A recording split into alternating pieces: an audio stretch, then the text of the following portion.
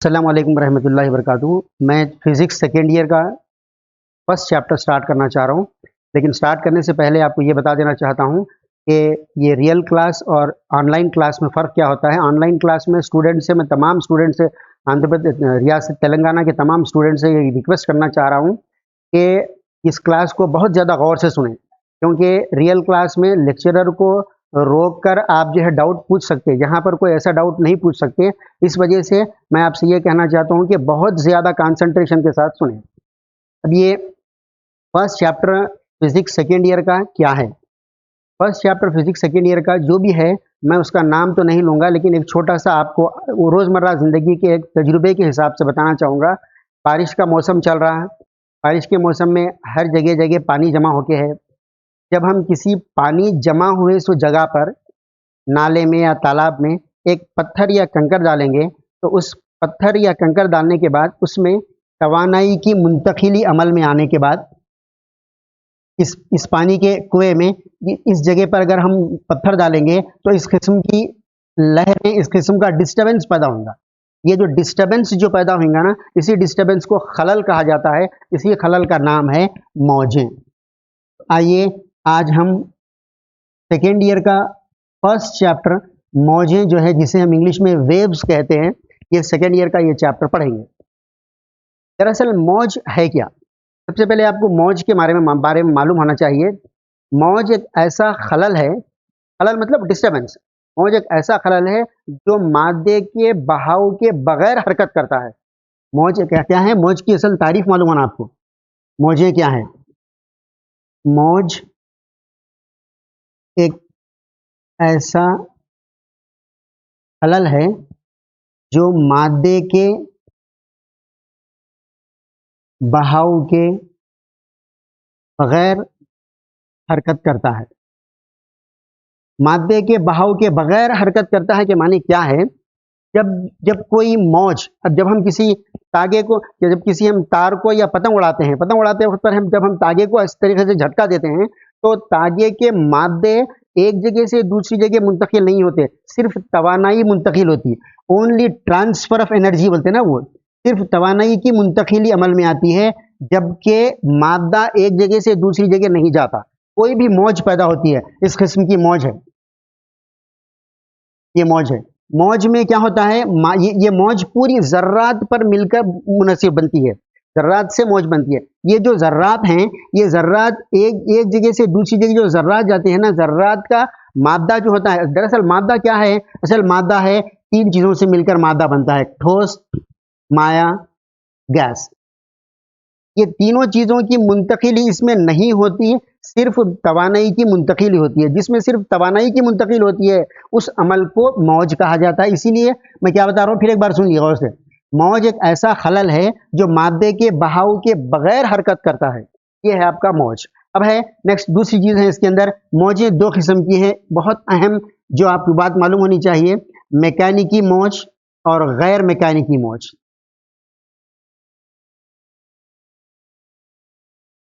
मैकेनिकी मौज और गैर मैकेनिकी मौज। ये मैकेनिकी मौज क्या है? मैकेनिकी मौज क्या होती है मालूम है? अगर मैकेनिकी मौज को एक जगह से दूसरी जगह इशात करना है, इशात करना है बोले तो क्या?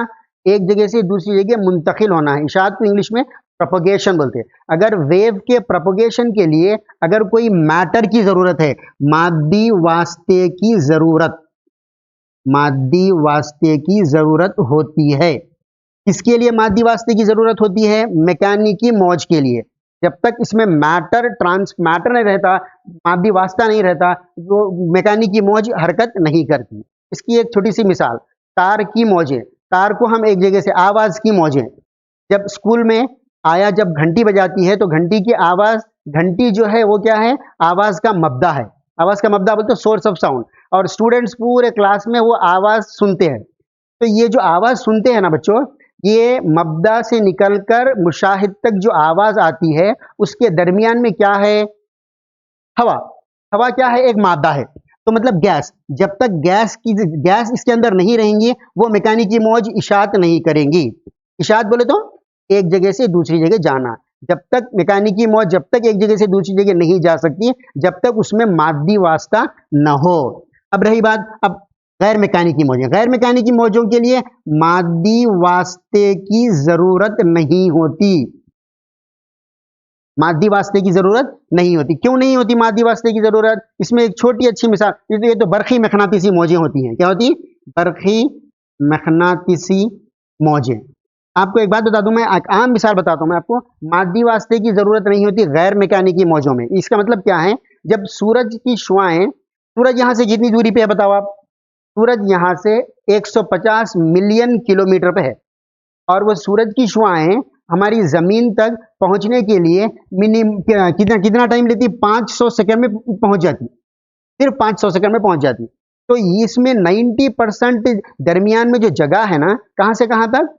सूरज से लेकर जमीन तक जो जगह है ना, इसमें खला है और थोड़ा हवा है। तो ये सूरज की शुआएं इसकी बेहतरीन मिसाल है आपको समझने के लिए। सूरज की शुआएं, सूरज की शुआएं क्या होती हैं? गैर मैकेनिकी मौजें होती हैं। और मैकेनिकी मौजों की मिसाल क्या है? आवाज की मौज, आवाज की मौज, और मुतनाउ तार की मौज, मुतनाउ तार की मौज। ये जो मौजें होती हैं, ये किसकी मौज होती है? पानी की मौज। ये सब जो है किसके अंदर आती है? मैकेनिकी मौज। क्योंकि इसमें इसकी इशाअत के लिए मादी वास्ते की जरूरत होती है। जिसमें मादी वास्ते की जरूरत होती है वो मैकेनिकी मौज, जिसमें मादी वास्ते की जरूरत नहीं होती है वो गैर मैकेनिकी मौज। आइए अब हम मैकेनिकी मौजों के दो अकसाम हैं। नंबर एक अर्जी मौज है, नंबर दो तूली मौज। ये अर्जी मौज को इंग्लिश में ट्रांसवर्स वेव कहा जाता है। मैं इंग्लिश में पूरा नहीं लिख रहा हूँ, शॉर्ट लिख दे रहा हूँ खाली।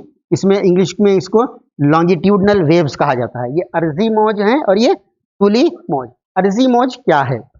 आप अक्सर देखते हैं पानी की मौजें हों या हवा की मौजें हों या और कौन सी भी मुतनाउ तार की मौजें हों या जलजले की मौजें हों, ये सब मौजों के लिए मादी वास्ते की ज़रूरत होती है। तो अब इसमें अब इसी मैं जैसे ये अभी ये मिसाल दिया आपको, ये यहाँ पर शक्ल डाला।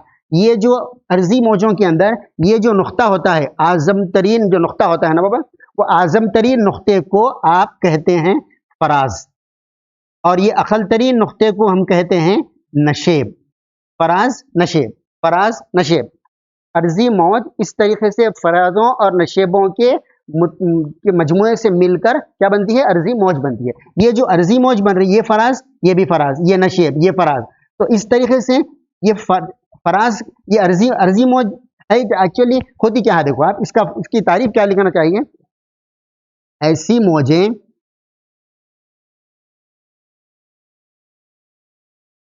जिनके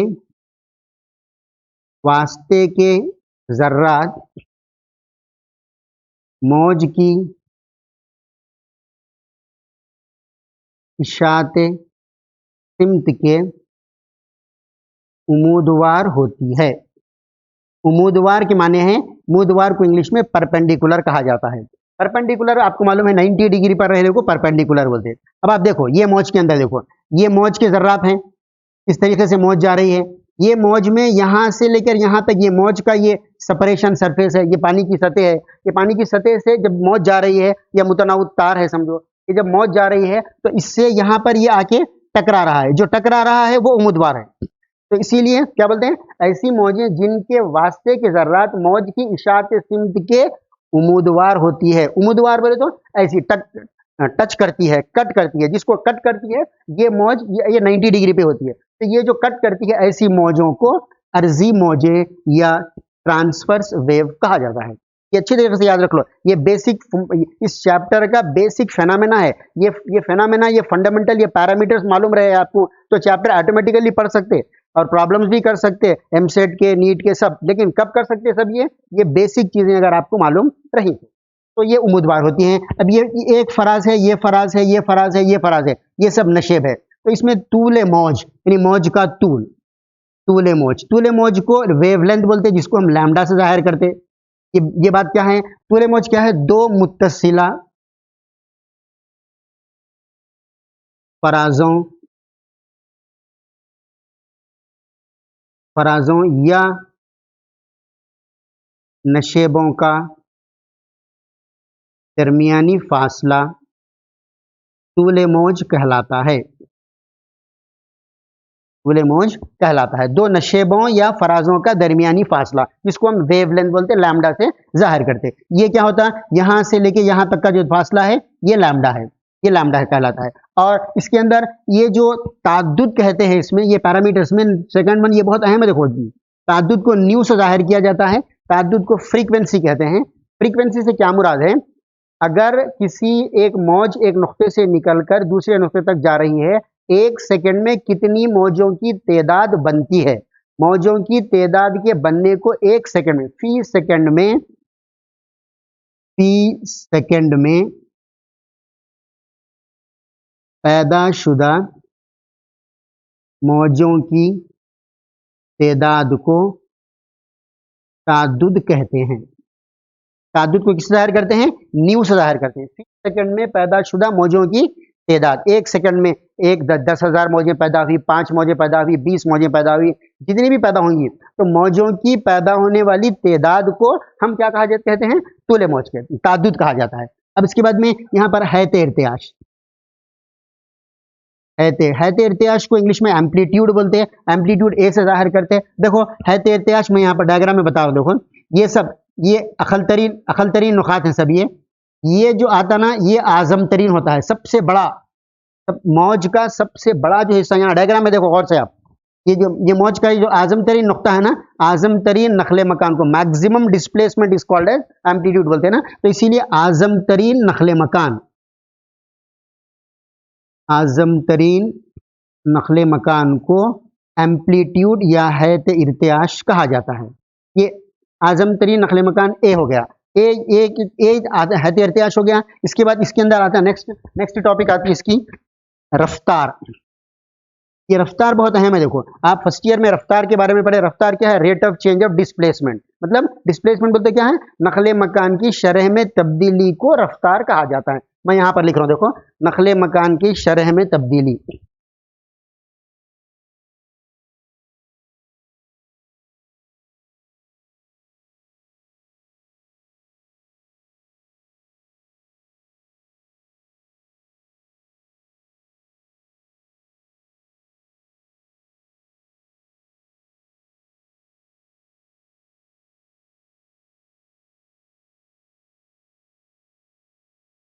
रफ्तार का ज़ाब्ता है नखले मकान बटे वक्त। यहां पर ताद्दुद बताया था मैं भी आपको, ताद्दुद न्यू इज इक्वल टू क्या है, फी सेकंड में, तो इसीलिए इसका ज़ाब्ता क्या बनता है, nu is equal to 1 by वक्त, वक्त मतलब टाइम, 1 बाई टी। अब यहाँ पर रफ्तार का ज़ाब्ता क्या बना, रफ्तार मसावी है नखले मकान बटे वक्त, नखले मकान बटे वक्त बोले तो क्या है, यहाँ नखले मकान क्या है, अभी क्या बताया मैं आपको, हैत इर्तियाश ए है, ए बोले तो आजम तरीन नखले मकान को हैत इर्तियाश कहा जाता है। तो इस वास्ते यहाँ नखले मकान की जगह पे हम क्या डालेंगे, distance, distance by time, v is equal to D by T. ये v is equal to D by T को, d क्या है यहाँ पर, डिस्टेंस, फासला, तो फासला क्या है यहाँ पर, lambda, lambda divided by T, lambda divided by T बोले क्या हो गया यानी v is equal to lambda divided by, ये t के प्लेस पर क्या आएगा, 1 by nu, v is equal to nu lambda. ये क्या मालूम है, बेसिक और बुनियादी ज़ाब्ता है। अगर ये ज़ाब्ता हमको नहीं समझ में आया, आगे आने वाली रवां मौज, आगे आने वाले मुखीम मौजों के बारे में मुताला करना बहुत मुश्किल होता। गौर से एक मरतबा इस ज़ाब्ते को फिर एक मरतबा देख लो। अच्छा, रफ्तार नखले मकान बटे वक्त है, नखले मकान का ज़ाब्ता डी है और टी, इसको जो है उल्टा कर देंगे तो हम 1 बाई न्यू जाके v is equal to nu lambda बन जाता है। ये ज़ाब्ता हमारे लिए जानना बहुत ज़रूरी है। उसके बाद एक और पैरामीटर है रफ्तार के बाद, नेक्स्ट वहाँ पर जगह नहीं, इधर लिख देता हूँ मैं, हैयत। हैयत को इंग्लिश में फेस कहते हैं, फेस को जो है फाई से जाहिर करते हैं। हैयत क्या है मालूम है, किसी ये जर्रात, ये मौज कैसा बन रही है, देखिए मौज ऐसा बन रही है, ये जर्रात से मिलके मौज बन रही है ऐसा, ये ना, ये जो जर्रात का मुकाम है, पोजीशन ऑफ द पॉइंट, जिस पॉइंट पे नुक्ता रहता है उस पोजीशन को, उसको जो है मुकाम, उस मुकाम को क्या कहा जाता है, हैयत कहा जाता है, जिसे हम जो है फाई से जाहिर करते हैं। ये फाई है, ये तमाम चीजें मिलकर ये अर्जी मौजों के बारे में होगा। उसके बाद नेक्स्ट आएंगे आपको तूली मौजें। तूली मौजों में और अर्जी मौजों में क्या डिफरेंस है, ये गौर से सुनो आप। तूली मौजें जिन्हें हम लॉन्गिट्यूडनल वेव्स कहते हैं, लॉन्गिट्यूडनल वेव्स में मैं आपको एक सिंपल एग्जांपल देता हूँ। आवाज की मौज या स्प्रिंग रहता है ना, स्प्रिंग को जब हम ऐसा खींचते हैं खींच के जब छोड़ देते हैं स्प्रिंग को, तो स्प्रिंग थोड़ी थोड़ी जगह पे स्प्रिंग के जो पार्टिकल, स्प्रिंग के जो स्पाइरल्स रहते हैं ना, वो करीब करीब आ जाते हैं और थोड़ी दूर दूर दूर हो जाते हैं। थोड़ी देर करीब करीब आते हैं, थोड़ी देर दूर दूर हो जाते हैं। तो ये जो करीब और दूर होते हैं मौजें, इस यहाँ पर मैं तूली मौज की तारीफ लिख देता हूँ।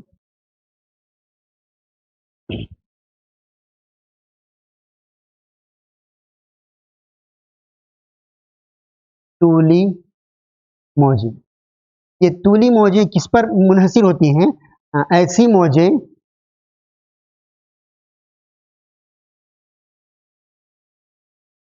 जिनके वास्ते के ज़र्रात मौज की इशात सिम्त के मुतवाजी होती है। क्या मतलब है, जरा गौर से सुनो। अच्छा, मुतवाजी, मुतवाजी बोले तो पैरेलल। मैं पहले क्या बताया था, अर्जी मौजों में कैसी होती हैं जर्रात की सिम्त? उम्मीदवार, उम्मीदवार बोलते तो परपेंडिकुलर, ये टकराते हैं इसमें, और यहाँ पर मुतवाजी होते हैं। मुतवाजी बोलते तो पैरेलल, पैरेलल बोलते जो नहीं टकराते एक दूसरे से, ऐसे जो मौजें, ऐसे जो जर्रात रहते हैं वो मुतवाजी। तो यहाँ पर ये बेहतरीन मिसाल इसकी क्या है मालूम है? आवाज की मौजें, साउंड वेव्स। साउंड वेव्स में क्या होता है, अभी जैसा मैं आपको स्प्रिंग में बताया, थोड़ी थोड़ी दूर तक जर्रात ऐसे रहते हैं और थोड़ी दूर तक जर्रात ऐसे हो जाते हैं, फिर थोड़ी देर जर्रात ऐसे रहते हैं, फिर थोड़ी देर जर्रात ऐसे करीब करीब हो जाते हैं।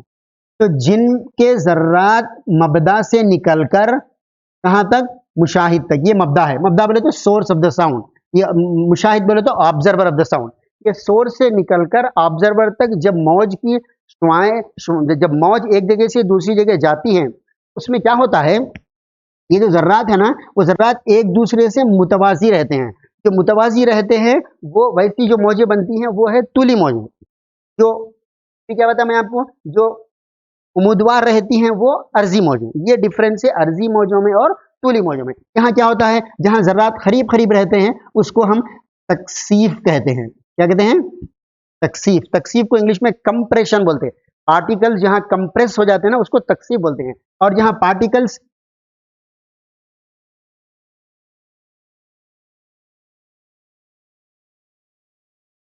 पार्टिकल जहां पर करीब करीब हो जाते हैं वो तकसीफ है, और पार्टिकल जहां पर दूर दूर हो जाते हैं वो तलतीफ है। ये कंप्रेशन है, ये रेयरफैक्शन है। ऐसा कंप्रेशन रेयरफैक्शन, जैसा अभी यहाँ क्या बताया हम, फराज नशेब बताया, ऐसे यहाँ पर तलतीफ तकसीफ, तलतीफ तकसीफ से होते होते होते मौज एक जगह से दूसरी जगह तक मुंतकिल होती है। जो मुंतकिल होने को प्रोपोगेशन ऑफ द वेव कहते हैं, उर्दू में इशाब कहते हैं जिसे। तो ऐसे तकसीफों और तलतीफों का दरमियानी फासला क्या कहलाता है? तूल, तूल मौज। जैसा कि यहाँ पर बोले हम लैम्डा, ऐसी सेम लैम्डा, ये तूले मौज हो, ताद्दुद हो, है इर्तियाश हो, रफ्तार हो, इसका ज़ाब्ता हो, ये सारी चीज़ें इसी तरीके से ये पैरामीटर्स इस मौज के लिए भी इतलाक करते हैं। ये है आपके तूले मौज और अर्जी मौजों के बारे में। इसके बाद नेक्स्ट टॉपिक है रवा मौज। रवा मौज क्या होती है?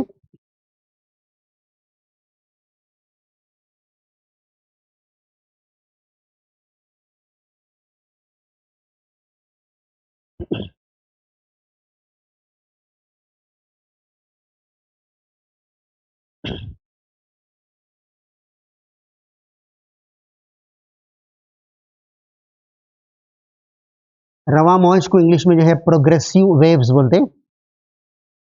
ये नाम से खुद जाहिर हो रहा है, रवा मौज या प्रोग्रेसिव वेव। ऐसे वेव जो प्रोग्रेस होते बोले तो आगे बढ़ते। 8th क्लास पास होने के बाद आपको प्रोग्रेस कार्ड दिया जाता है, आप 9th में जाते हैं।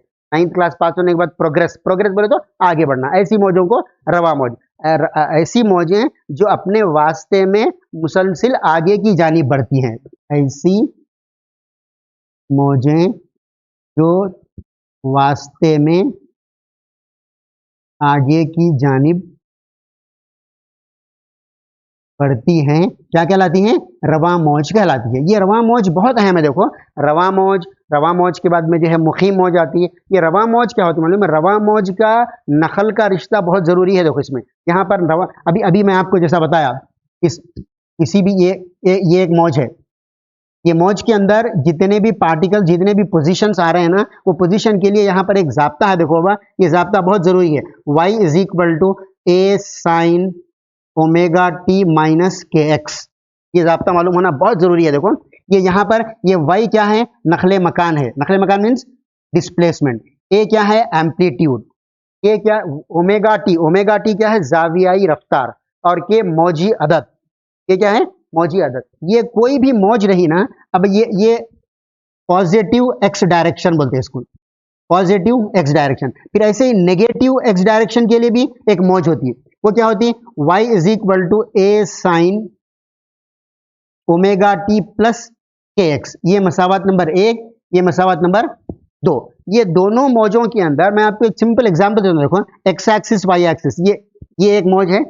इसी तरीके से ये एक मौज है। ये जब ये पॉजिटिव एक्स एक्सिस की मौज है, ये पॉजिटिव एक्स एक्सिस की मौज है। ऐसी जो मौज जाएंगी ये क्या है, नेगेटिव एक्स एक्सिस। तो पॉजिटिव एक्स एक्सिस ये आपको मालूम है, ये मब्दा है, ये एक्स महवर है, ये वाई महवर है। इस तरीके से जो मौज जाएंगी वो y is equal to a sine omega T minus K X, और इस तरफ जो जाएंगी मौज वो y is equal to a sine omega T plus K X. इन दोनों को इकट्ठा करके एक जगह करके हम इसको ऐसे भी लिखते हैं, a sine omega T plus or minus K X. ये मसावात बहुत ज्यादा अहम है। देखो इस मसावा, ये पूरा चैप्टर, पूरा सबक, मौजों का सबक इसी मसावात के ऊपर इसी मसावात पे फिरता रहता। जितने भी प्रॉब्लम्स आपको करना है, चाहे वो एमसेट के हो, नीट के हो, कौन से भी प्रॉब्लम्स के लिए इस चैप्टर के अंदर यहाँ पर एक एक टर्म, एक एक पैरामीटर जिसको बोलते हैं ना, वो अच्छे जहन नशीन कर लो आप। ये नखले मकान है, ये हैते इर्तियाश है, ताविया है। ओमेगा टी में क्या फर्क, ओमेगा और न्यू में क्या फर्क है मालूम है, ये एंगुलर फ्रीक्वेंसी है। ये वो क्या, न्यू क्या था, मैं खाली फ्रीक्वेंसी बताया था आपको। ये एंगुलर फ्रीक्वेंसी बोले तो जावियाई तादुद, जावियाई तादुद है, ये वक्त दौरान है। और ये के क्या है, मौजी अदद। के नहीं बताया मैं आपको, के बताया तो मौजी अदद। के की वैल्यू होती है k is equal to 2 pi by lambda, k is equal to 2 pi by lambda. जब ये k is equal to 2 pi by lambda होता है तो ये लैम्डा क्या है, अभी हम जब बताया आपको तूले मौज, उस तूले मौज का लैम्डा, और ये 2 पाई जाविया, मुकम्मिल जाविया जब गर्दिश करता है 0 से लेके कंप्लीट 360 डिग्री जिसको बोलते हैं हम, तो ये के है। तो इस यहाँ पर उसके बाद के एक्स क्या है, मुकाम। तो ये तमाम पैरामीटर्स, ये तमाम मकदारों को मद्देनजर रखते हुए जब हम आगे बढ़ेंगे तो इस रवा मौज के साथ साथ आगे आने वाली और जो मौज होती है उस मौज को मुखीम मौजें कहा जाता है। वो मुखीम मौजें किस तरह बनती हैं वो गौर से सुनो आप।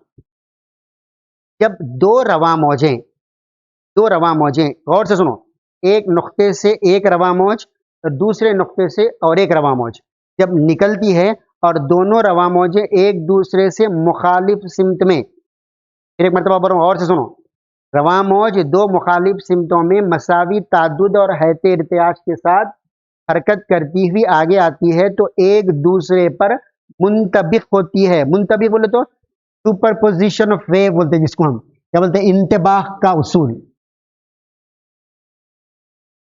इंतबाह का उसूल। ये इंतबाह के उसूल से अब यही है, यही पढ़ना है आज हमको, नई टॉपिक मुखीम मौजें। मुखीम मौजों को इंग्लिश में जो है स्टेशनरी वेव्स कहते हैं। ये स्टेशनरी, वर्ड स्टेशनरी किससे बना, स्टेशन से। स्टेशन क्या है, एक जगह रुक जाने रुक जाने को कहते हैं। मतलब दो रवा मौजें, मैं यहां पर लिख रहा हूं, देखो ये दो रवा मौजें जिनका ताद्दुद और हैते इर्तियाश मसावी हो, एक दूसरे के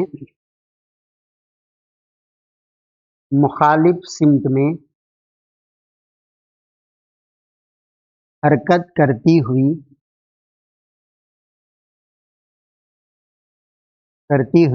मुखीम मौज बनाती है। हरकत करती हुई मुखीम मौज बनाती है। तो मुखीम मौज बनने के लिए ये ज़रूरी है कि दो रवा मौजें एक दूसरे के मुखालिफ सिमतें, एक रवा मौज इस तरीके से जा रही, एक रवा मौज इस तरीके से आ रही, ऐसी दो रवा मौजें जब एक दूसरे से मिल जाएंगी उस नुक्ते पर आपको क्या बनेगा, मुखीम मौज बनेगी। तो वो मुखीम मौज में जो पॉइंट्स आते हैं वो पॉइंट्स क्या, जिस तरीके से अभी आपको मैं बताया, ये फराज है, ये नशेब है, ये फराज है, ये नशेब है, इसी तरीके से ये दो मौज जब मिल जाएंगी ना तो कुछ इस तरीके से शक्ल बनेगी इसकी। ऐसी शक्ल बनेगी। तो इस ऐसी शक्ल के अंदर इसमें इसको हम क्या बोलेंगे, ये जरा सही तरीके से बना देना। ये ऐसी शक्ल को हम क्या बोलेंगे, ये बना आपका मुखीम मौजू। अब इस मुखीम मौजों के अंदर जो मुखीम मौजों में जो बनता है ना, वो ये जो नुक्ता होता है इसे हम एंटी नोड कहते हैं और इस नुक्ते को नोड कहते हैं। एंटी नोड और नोड, ये नोड और एंटी नोड क्या होता है, जिस तरह फरास और नशेब से मौज बन रही है, ऐसी एंटी नोड और नोड से इसको हम कहते हैं उर्दू में जिद अगदा।